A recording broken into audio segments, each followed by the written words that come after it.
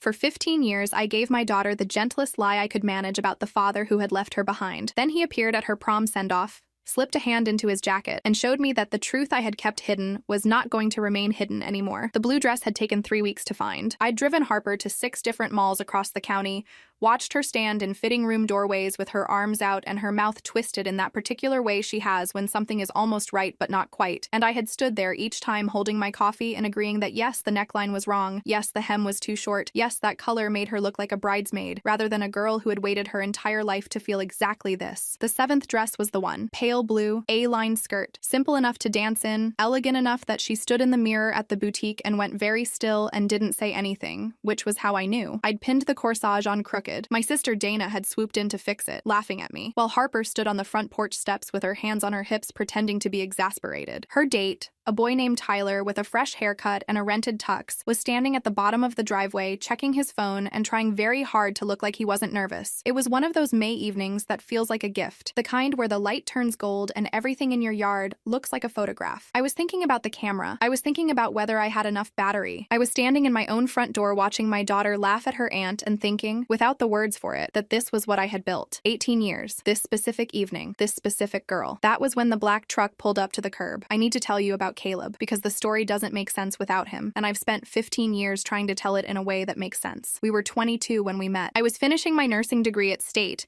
working doubles at a hospital cafeteria to cover the gap between my scholarship and my rent, sleeping about 5 hours a night, and running on bad coffee and the particular stubbornness that comes from being the first person in your family to attempt something. Caleb was finishing a degree in civil engineering. He was the kind of person who filled up a room without trying. Not loud, not showy, just present in a way that made other people adjust themselves around him. He was funny in a dry, almost accidental way. He remembered every detail you ever told him. On our 3rd date, he brought me the specific brand of tea I'd mentioned once in passing at a bar, and I thought, without meaning to, this one. We got married at 25. I was already working as a charge nurse in the cardiac unit at Ridgecrest Memorial. Caleb was with an infrastructure firm. We bought a house. We talked about kids in that way couples do when kids are still hypothetical. Warmly, without urgency, like a season that is coming but hasn't arrived. Harper arrived instead. She was 3 years old when the county called me. I was on shift. It was a Tuesday in February 2007, and a social worker named Darnell Okafor. He wore glasses with one arm slightly bent. I remember this for no reason, except that I remember everything about that day. Told me that a family known to CPS had surrendered an infant girl, now a toddler,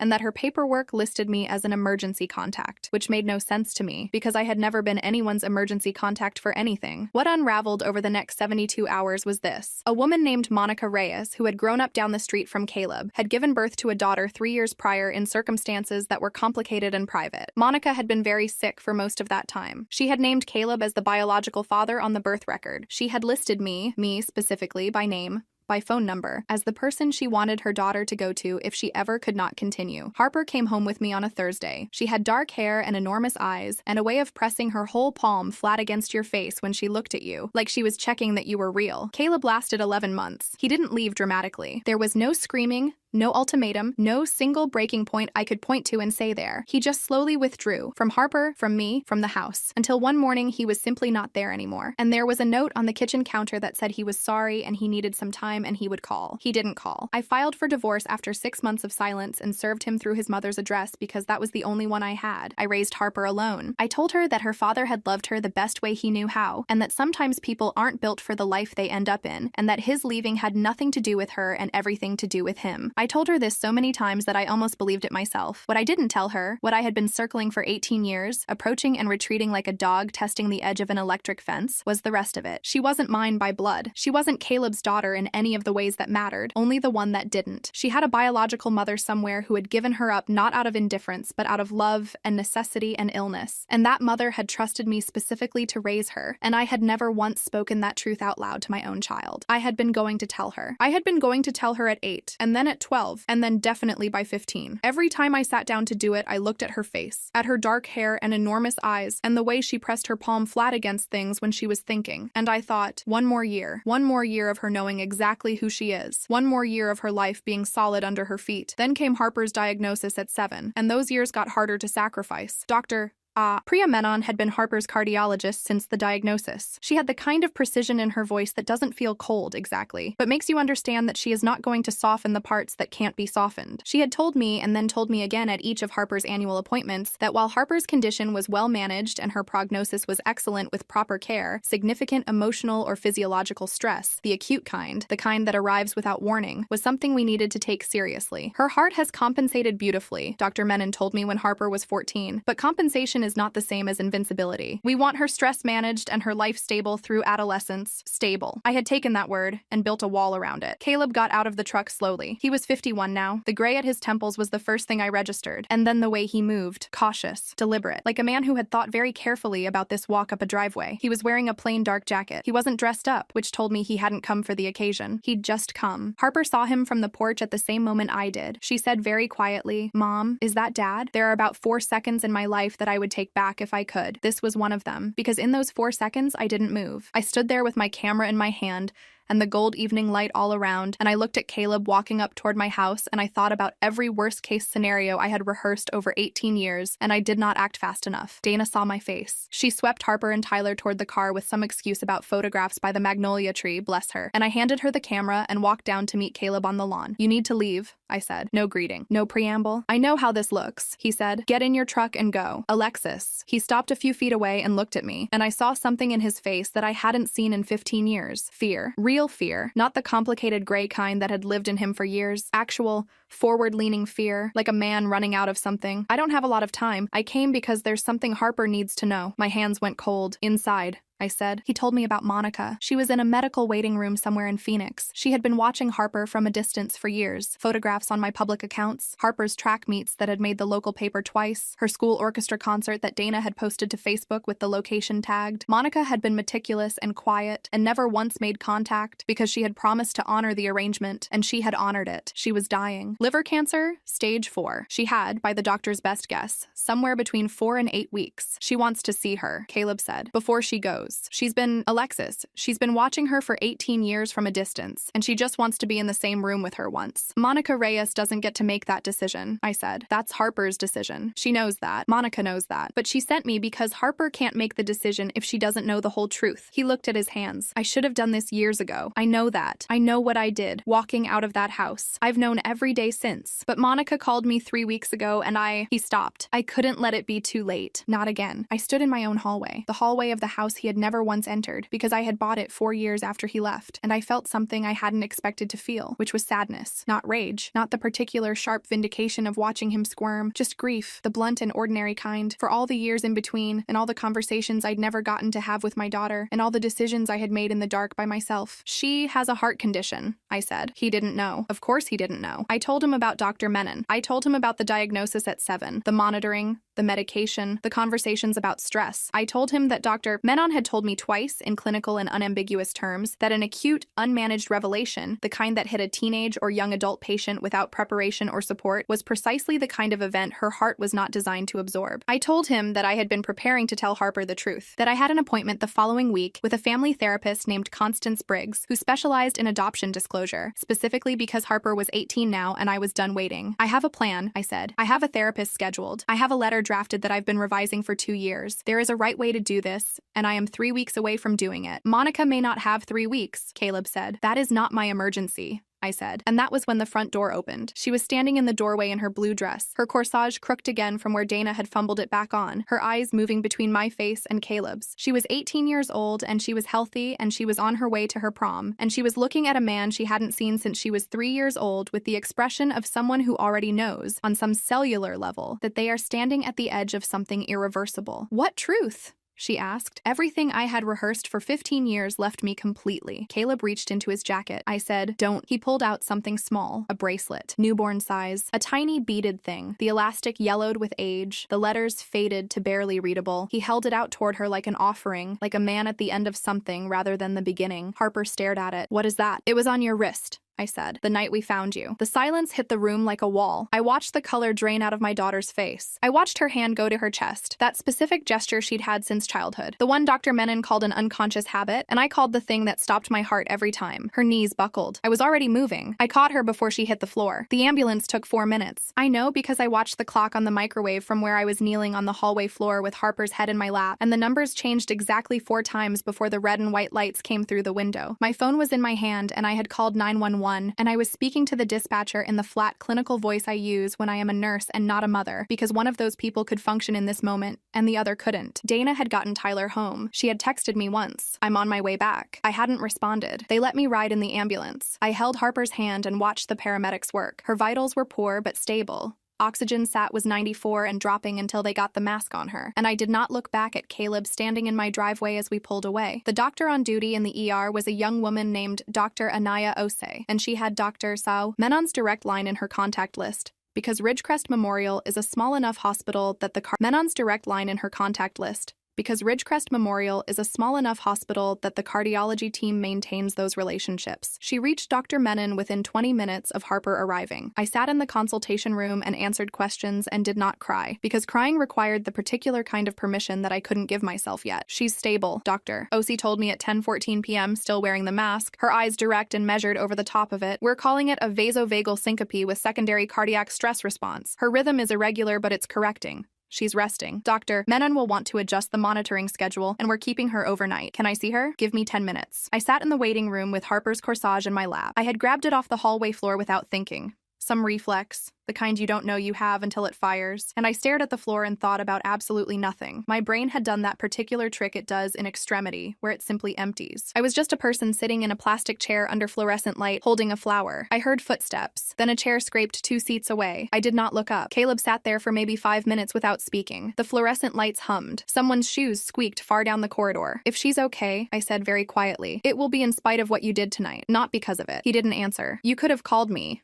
I said. "You have had 15 years to call me. You have had Monica's 4 to 8 weeks to call me. You could have written a letter. You could have involved a lawyer, a social worker, a therapist, any one of the dozen people who specialize in exactly this situation. You didn't do any of those things. You got in your truck and you drove to my house on my daughter's prom night, and you told yourself it was because it was the right thing to do." "I know," he said. "You don't know," I said. I finally looked at him. He looked older than I expected, even accounting for the years, tired in a way that looked permanent. "If you knew, you would have called me. You would have given me the choice. You would have trusted me to handle my own daughter. I was afraid you'd say no. I would have said not tonight," I said, and then I would have told her, properly, with support, the way I was already planning to do it. He put his face in his hands. I looked away. Across the waiting room, there was a woman with a sleeping toddler sprawled across her lap, the kid's shoes still on, a half-eaten granola bar on the cushion beside them. The woman was scrolling her phone with one hand and holding the kid with the other without looking at either of them. The particular thoughtless competence of a mother who doesn't know she's performing anything. I had been that. I had been that for 18 years. The 3 weeks that followed were the longest of my life, and I say that having lived through Caleb's departure, Harper's diagnosis, and a pandemic. Dr. Menon came to see Harper the following morning. She sat at Harper's bedside with her hands folded and spoke the way she always speaks, with precision, without cruelty. She told Harper that her heart was responding well, that the event last night had been acute and unlikely to cause long-term impact, that she would adjust Harper's monitoring schedule and they would talk about stress management techniques going forward. She did not ask about the cause of the episode in Harper's presence. She asked me in the hallway, after, with the door closed. I told her everything, all of it. The bracelet, Caleb, Monica Reyes in a medical waiting room in Phoenix. Dr. Menon listened without interrupting, which is her way, and when I was done, she looked at me for a moment. "You were planning to tell her," she said. It was not quite a question. "I had an appointment with Constance Briggs on the 14th. She nodded once. "I know Constance. She's good. I'd still recommend keeping it." She paused. "Harper is going to have a lot of feelings about this. Make sure she has somewhere to put them other than her chest." She had a desk covered in plants and a way of listening that made you feel like you were the only person who had ever said anything interesting. I kept the appointment on the 14th. I went alone. I told her everything. All the years of almost telling. The letter I'd revised. The specific calculation I'd made about Harper's heart condition.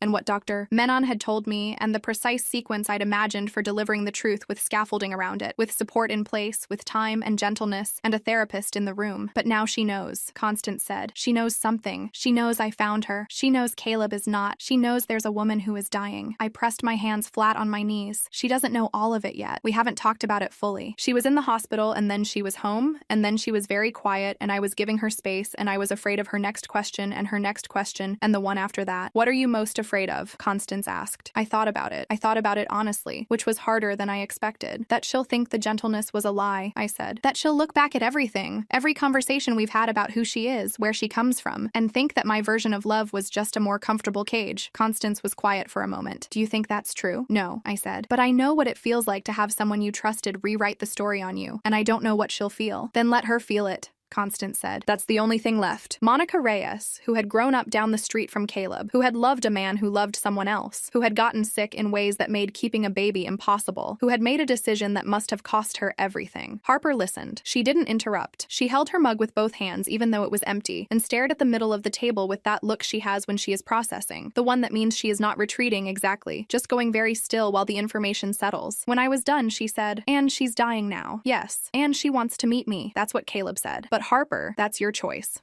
Not mine, not Caleb's, not Monica's. You don't owe her a meeting. You don't owe her anything. Harper was quiet again. A long time. She put your name on the form, she said. The emergency contact form. Yes, she chose you. Before you ever met me, she chose you. I hadn't thought about it that way. I had always thought of it as a clerical coincidence, an accident of adjacency. Monica knowing Caleb, Caleb knowing me, the particular geometry of proximity that had brought a little girl with dark hair and enormous eyes to my hallway on a Thursday in February. But Harper was looking at it from the other end. She trusted you before you knew me, Harper said. I think so, I said. That's not nothing. She looked up at me. Her eyes were wet, but she wasn't crying. Not yet. Why did you wait to tell me? I told her the truth. I told her about Dr. Menon. I told her about stability and cardiac stress and the particular calculation I had made, repeatedly, that one more year of groundedness was worth more than the discomfort of uncertainty. I told her about the letter I had revised 16 times. I told her about Constance Briggs, whose appointment I had made in February, because Harper had turned 18, and I was done waiting. I was afraid,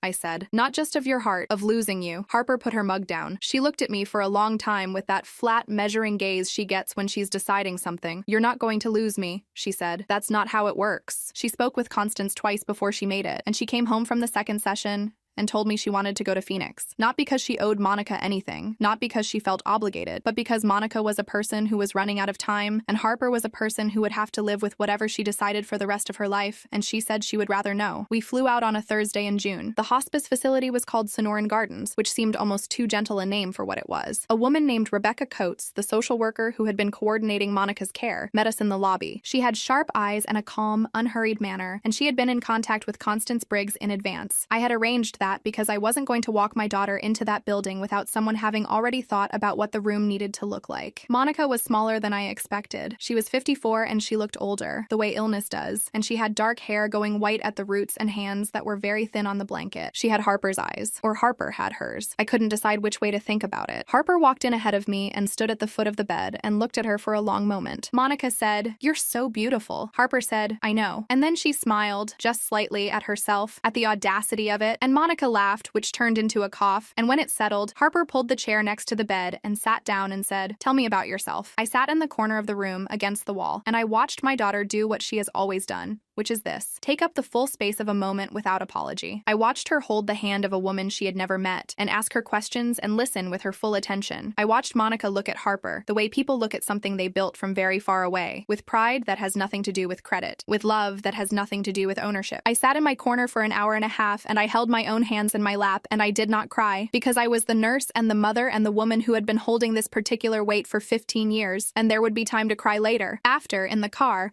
Harper stared out the window at the desert going past and said, "Thank you." "For what?" I said. "For going with me." I drove. The desert was flat and enormous, and the light was the low gold of late afternoon, the color of the evening she'd stood on the porch in her blue dress and laughed at her aunt. "She's going to die," Harper said. Not a question. Not grief yet, just the fact, placed down carefully, the way she places everything. "Yes," I said. "I'm glad I went." "Me too." She said Monica had passed peacefully, that she had spoken about Harper in her final days with a quality Rebecca described as settled, and that she had asked, at the end, for the photograph we'd taken in the room, Harper and Monica. Harper leaning in close, both of them with dark hair and enormous eyes. Rebecca had placed it on Monica's bedside table, where it had stayed. I printed the photograph. I framed it. I put it on the mantle in the living room where Harper passes it every day. Caleb called in August. I let it go to voicemail. He left a message that was 12 minutes long, and I listened to it once, standing in the kitchen, and then I put my phone face down on the counter and stood there for a while. He said he was sorry. He said he had been sorry for a long time. He said he had been in therapy himself for 4 years, which was longer than he'd let himself think, because 4 years meant he had started before Monica called him, and he had still waited and still shown up at the wrong moment in the wrong way for the wrong reasons. He said he understood if Harper never wanted to speak to him. He said he understood if I never forgave him. He asked if he could write to Harper. I told him in a text message that that was Harper's choice, and he could ask her himself. As far as I know, he hasn't reached out to her directly. Maybe he's still writing the letter. Maybe he never will. Maybe he'll show up again at some wrong moment and I'll have to step in front of her again. I don't know. I've stopped spending energy predicting what Caleb will do with the specific grief that causes him to move wrong. What I know is this. Harper started her freshman year in the fall. She's studying pre-med, which did not surprise me. She wants to be a cardiologist. When she told me this, she said it with a particular flatness that meant she thought it was funny, and I thought it was funny too. And we stood in my kitchen laughing about it until I couldn't anymore. She sees Constance. What I know is this. Harper started her freshman year in the fall. She's studying pre-med, which did not surprise me. She wants to be a cardiologist. When she told me this, she said it with a particular flatness that meant she thought it was funny, and I thought it was funny too. And we stood in my kitchen laughing about it until I couldn't anymore. She sees Constance twice a month. She texts Monica's sister, who reached out in October, and they have spoken on the phone twice. She has Monica's hands and Monica's eyes and my stubbornness and 18 years of being raised inside one specific variety of love. And she is a whole and complicated person with a genetic history that is still being mapped and a family that looks nothing like the family I grew up imagining for myself. She asked me once in December, sitting in the car outside a restaurant, whether I ever regretted it. Any of it. I thought about it. Honestly. Not a day, I said. She leaned her head on my shoulder for just a moment, the way she did when she was 6 and when she was 11 and when she was 14, and woke up from a nightmare. The specific weight of her head on my shoulder that I have memorized the way I have memorized her medication schedule and her cardiologist's direct line and every corner of every room she has ever walked through. Okay, she said. We went inside and had dinner, and she ordered the salmon even though she claims she doesn't like fish, and I didn't say anything about it because sometimes the right choice is to simply sit across from someone you love while they change and let them change without commentary. I still think about the corsage, the fact that I grabbed it off the floor without thinking, some reflex I didn't know I had, some muscle memory of holding on. It's in a box in the top of her closet now. She put it there herself in September when she was packing for school. She held it for a moment, the petals dried and brittle, and then she tucked it into a shoebox and put the shoebox on the shelf. I want to keep it, she said by way of explanation. I know, I said. I didn't ask why. Some things don't need the question. The night before she left for school, she sat on my bed the way she did when she was 8. Cross-legged, watching me fold laundry. We didn't talk about anything important. We talked about her roommate and whether she needed more hangers and the dining hall reviews she'd read online. She fell asleep there, on my side of the bed, still talking, the way she used to when she was small. I sat in the chair across the room and watched her sleep for a while. I thought about the phone call in February 2007. I thought about a woman in a hospital somewhere filling out a form, writing down a name and number by some instinct she probably couldn't explain, choosing a person she'd never met to be the answer to a question she hadn't yet asked. I thought about what that kind of trust costs, and what it means to receive it, and what it asks of you in return. I thought, I tried. I didn't always get it right. I held on to things too long. I let my own fear make my choices, and I called it protection, but I tried. She was still breathing, steady and even, the way she always breathes when she sleeps, deep, unhurried, her chest rising and falling with the solid reliability of something that has been treated carefully and held well and given every chance to be strong. I turned off the light. She slept. That was enough. That was everything.